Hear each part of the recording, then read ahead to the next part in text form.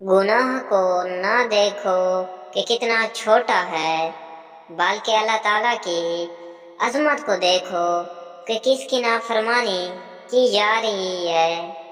لباس کے 3 درجے ہیں۔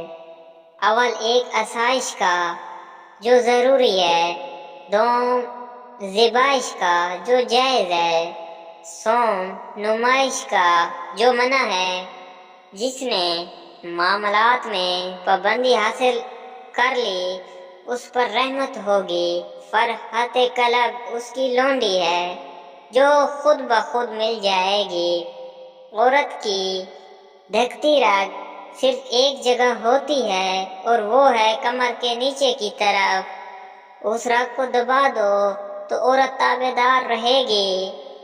مسلمان کو فائدہ نہیں دے سکتے تو نقصان بھی مت پہنچاؤ، اور خوش نہیں کر سکتے تو رنجیدہ بھی مت کرو۔